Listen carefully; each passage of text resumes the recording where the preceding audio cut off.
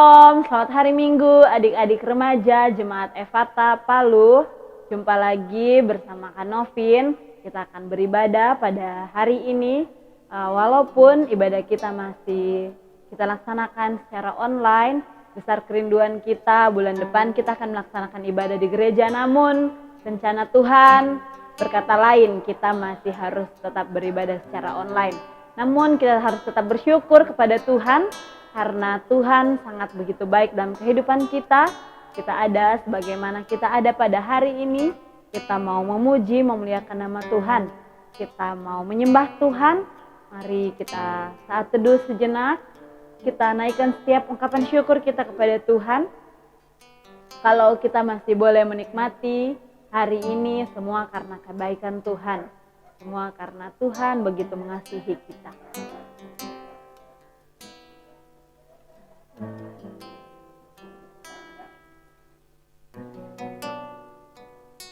Untuk memulaikan ibadah kita, mari kita angkat pujian yang berkata, Ku ada sebagaimana ku ada.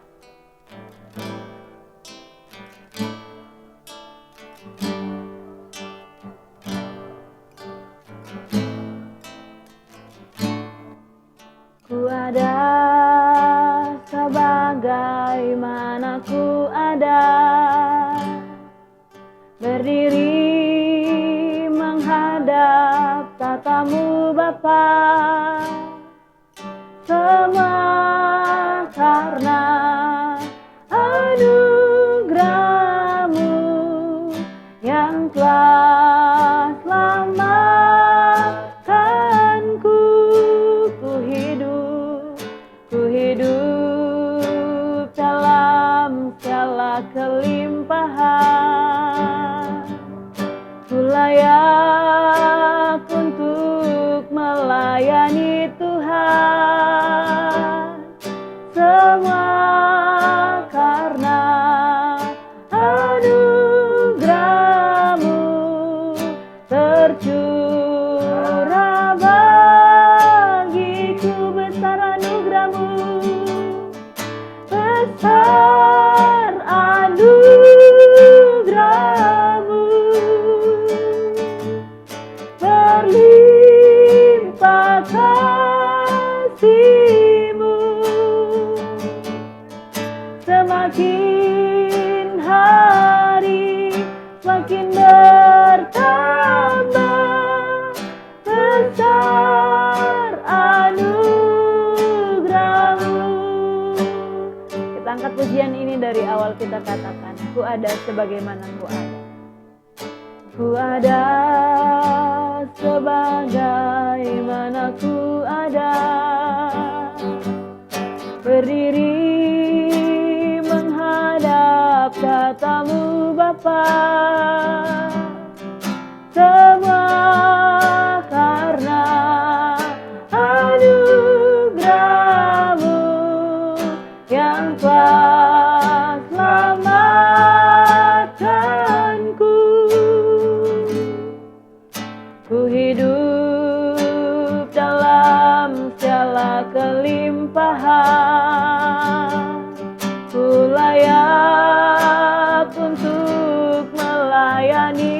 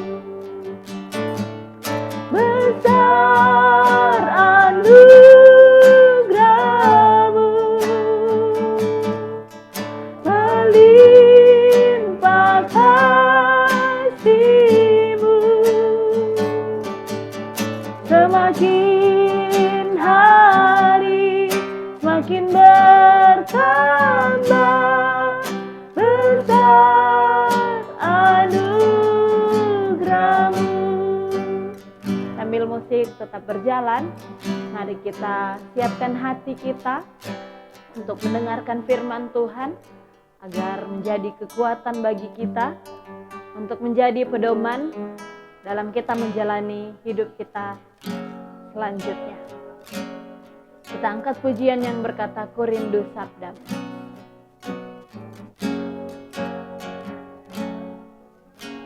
Ku rindu sabda-Mu, ku rindu firman-Mu, firman Tuhan Yesus yang heran dan berkuasa.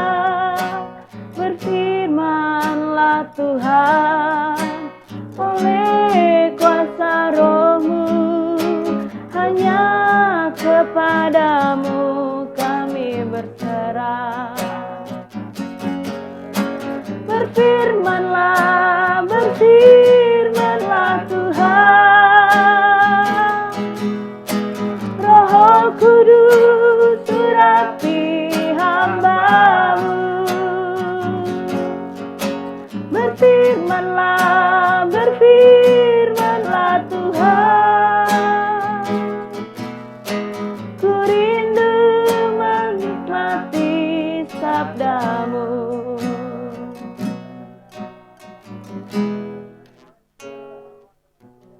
Kepada hambanya dipersilakan.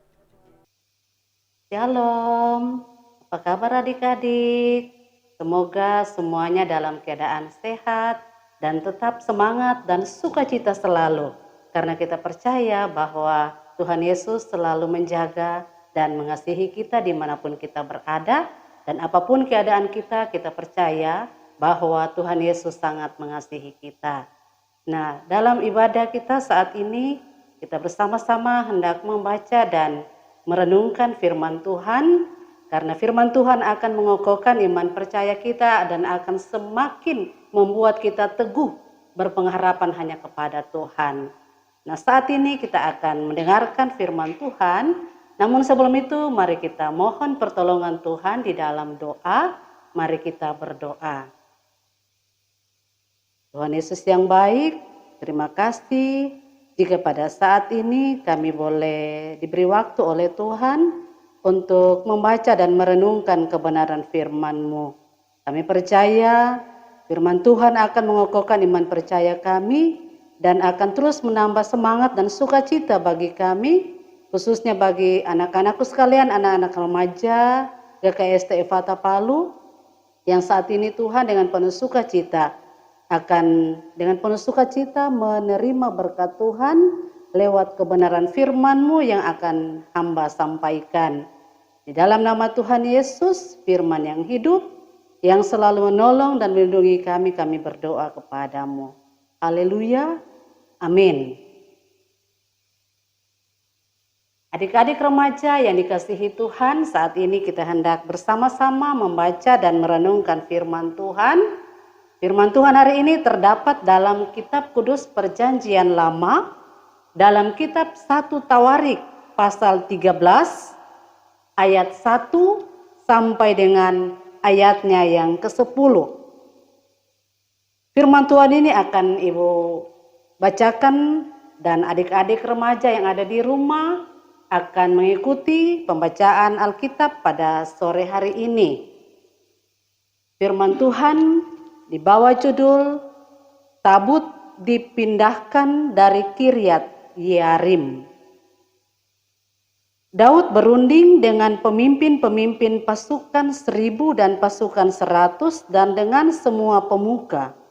Berkatalah Daud kepada seluruh jemaah Israel, jika kamu anggap baik dan jika diperkenankan Tuhan Allah kita, baiklah kita menyuruh orang kepada saudara-saudara kita yang masih tinggal di daerah-daerah orang Israel, dan di samping itu kepada para imam dan orang-orang Lewi yang ada di kota-kota yang dikelilingi tanah penggembalaan mereka, supaya mereka berkumpul kepada kita. Dan baiklah kita memindahkan tabut Allah kita ke tempat kita, Sebab pada zaman Saul kita tidak mengindahkannya. Maka seluruh jemaah itu berkata bahwa mereka akan berbuat demikian sebab usul itu dianggap baik oleh segenap bangsa itu. Lalu Daud mengumpulkan semua orang Israel dari sungai Sikor di Mesir sampai ke jalan yang menuju Hamat untuk menjemput tabut Allah dari Kiryat Yarim. Lalu Daud dan segenap orang Israel berangkat ke Bala ke Kiryat Yarim yang termasuk wilayah Yehuda untuk mengangkut dari sana tabut Allah yang disebut dengan nama Tuhan yang bertahta di atas kerubim. Mereka menaikkan tabut Allah itu ke dalam kereta yang baru dari rumah Abinadab, sedang Uzza dan Ahio mengantarkan kereta itu. Daud dan seluruh orang Israel menari-nari di hadapan Allah dengan sekuat tenaga, diiringi nyanyian, kecapi, gambus, rebana, ceracap, dan nafiri. Ketika mereka sampai ke tempat pengirikan Kidon, maka Uzza mengulurkan tangannya memegang tabut itu, karena lembu-lembu itu tergelincir. Maka bangkitlah murka Tuhan terhadap Uzza, lalu ia membunuh dia, oleh karena Uzza telah mengulurkan tangannya kepada tabut itu. Ia mati di sana di hadapan Allah. Ini firman Tuhan untuk kita semua. Tuhan Yesus memberkati kita sekalian. Nah, dari beberapa ayat yang menjadi perikop bacaan kita pada saat ini, diambil sebuah tema yang berkata, baik belum tentu benar. Baik belum tentu benar. Nah, adik-adik yang dikasihi Tuhan, seringkali dalam kehidupan kita, dan tentunya mungkin adik-adik pernah merasakan atau perasaan yang luka, bahkan merasa tidak adil ketika suatu saat adik-adik berbuat sesuatu yang menurut pandangan kita, pandangan adik-adik, itu adalah baik.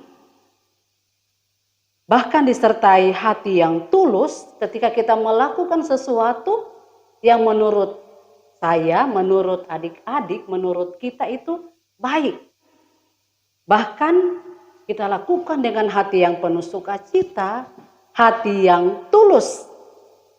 Namun ternyata adik-adik, justru ketika kita melakukan itu, kita diperlakukan dengan tidak adil. Apa artinya? Bahwa ada orang yang menganggap bahwa itu tidak benar. Bukankah itu akan menimbulkan sakit hati? Kita akan marah, kita akan kecewa. Padahal ya, bisa kita katakan, saya sudah berbuat yang terbaik. Saya sudah melakukan itu dengan penuh sukacita, penuh ketulusan, dengan senang hati saya lakukan. Tapi kok dibilang tidak baik, dibilang tidak benar. Dan itu tentu akan menimbulkan sakit hati dan kecewa. Bahkan akan marah kepada orang yang mengatakan seperti itu, bahwa itu tidak benar, itu tidak baik. Nah, itulah perasaan yang dialami oleh salah satu sosok dalam perikop bacaan kita, yaitu Uzza. Uzza, apa yang dilakukan oleh Uzza adik-adik? Uzza mendapat tugas dari Daud untuk mengangkat tabut perjanjian, tabut Allah, di mana Daud memberi tugas kepada Uzza dan teman-temannya untuk mengangkat tabut Allah, tabut perjanjian itu menuju ke tempat yang akan disediakan, yang telah disediakan oleh Daud, sebagai wujud bahwa mereka mengasihi dan mereka menghormati Allah yang telah membimbing dan menyertai, menolong mereka dalam kehidupan mereka. Apa yang dilakukan oleh Usa, adik-adik? Ya, dalam bacaan kita tadi, Usa itu bermaksud baik. Dalam ayatnya yang ke-7, di situ dikatakan mereka menaikkan tabut Allah itu ke dalam kereta yang baru dari rumah Abinadab, sedang Usa dan Ahio mengantarkan kereta itu. Jadi Usa dan Ahio mendapat tugas untuk mengantarkan kereta itu. Nah, ketika dalam perjalanan, ayatnya yang ke-9 dikatakan ketika mereka sampai ke tempat pengirikan di Kidon, maka Usa mengulurkan tangannya memegang tabut itu. Kenapa Usa memegang tabut itu? Karena Usa melihat bahwa tabut itu akan jatuh. Karena lembu-lembu yang membawa kereta itu tergelincir. Tentunya otomatis apa yang dibawa di atas kereta itu tentu akan jatuh. Nah, untuk itu Usa berupaya memegang tabut itu supaya tabut itu tidak jatuh.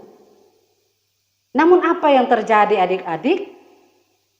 Dalam ayatnya yang ke-10 dikatakan, maka bangkitlah murka Tuhan terhadap Usa, lalu ia membunuh dia. Oleh karena Usa telah mengelurkan tangannya kepada tabut itu, ia mati di sana di hadapan Allah. Nah, adik-adik dikasihi Tuhan, sesuatu yang tragis terjadi.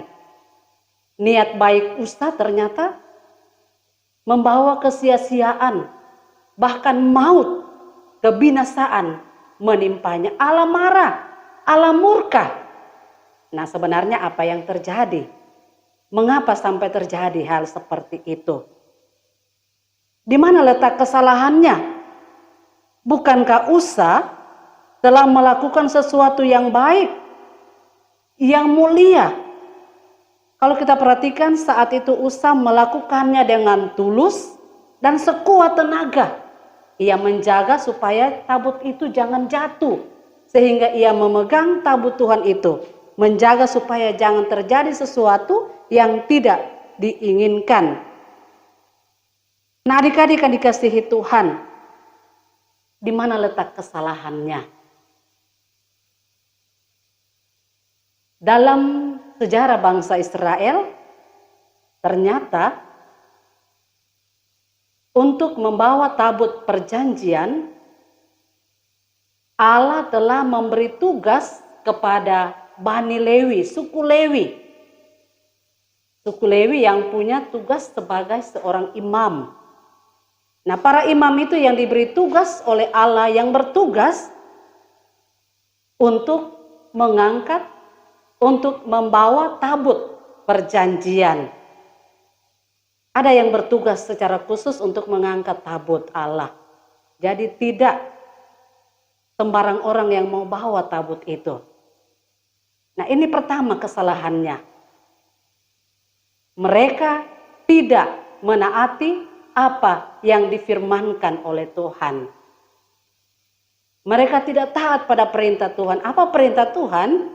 Bahwa tabut itu harus dibawa oleh orang yang secara khusus diberikan tugas oleh Allah. Siapakah yang diberi tugas khusus itu? Yaitu para imam dari suku Lewi. Ini yang pertama. Allah murka karena manusia tidak taat pada kehendak Allah. Kemudian yang kedua, Allah murka karena mereka tidak bertanya kepada Allah. Mereka tidak mengandalkan Tuhan, mereka tidak mengutamakan Tuhan. Dikatakan tadi dalam ayatnya yang pertama, bahwa Daud berunding dengan pemimpin-pemimpin pasukan 1000. Jadi di sini Daud tidak menyertakan Tuhan, tidak bertanya kepada Tuhan apa yang harus dilakukan. Langkah-langkah apa yang harus dilakukan ketika mereka berencana untuk memindahkan tabut Allah. Itu yang kedua, adik-adik.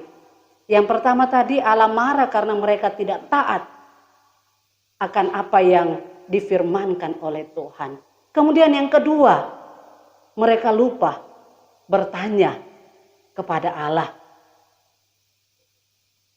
Mereka mengandalkan akal budi mereka. Kita bisa lihat dalam ayat pertama dan kedua tadi.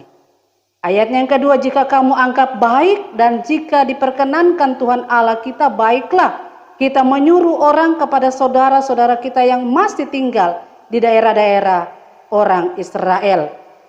Kemudian ayat yang keempat, maka seluruh jemaah itu berkata bahwa mereka akan berbuat demikian sebab usul itu dianggap baik oleh segenap bangsa. Usul, saran, boleh-boleh saja kita memberi saran, kita memberi usul. Yang penting asalkan sebagai anak-anak Tuhan, yang pertama dan terutama adalah memohon campur tangan Tuhan. Nah, disinilah letak kesalahan yang kedua. Daud dan para umat Israel yang saat itu ikut berunding, lupa bertanya kepada Tuhan. Nah, adik-adik dikasihi Tuhan, dari kisah ini kita bisa belajar atau mendapatkan satu peringatan dan perenungan bagi Ibu Pendeta dan juga adik-adik sekalian, kakak-kakak pembina. Kita sebagai anak-anak Tuhan, dua hal yang harus kita ingat dan terus lakukan, bahwa dalam kehidupan ini, dalam menjalani hidup beriman sebagai anak-anak Tuhan, jangan lupa, yang pertama, hiduplah taat dan setia kepada Tuhan. Sangat jelas di sini dalam bacaan kita dari kisah ini, karena ketidaktaatan mereka, maka yang didapatkan adalah kebinasaan, kematian, murka Allah berlaku. Nah, mungkin jika saat ini mungkin kematian tidak berlaku ketika kita suatu saat hidup tidak taat pada perintah Allah, tetapi ada kekecewaan, ada kegagalan, itu yang sering kita alami dalam hidup ini. Dan itu satu peringatan dari Tuhan. Hendaklah sebagai anak-anak Tuhan, kita selalu hidup taat dan setia kepada Tuhan. Dan ketika kita hidup taat dan setia kepada Tuhan, apapun yang kita lakukan, kita percaya Tuhan hadir. Tuhan akan menolong dan memberi sukacita kepada kita semua.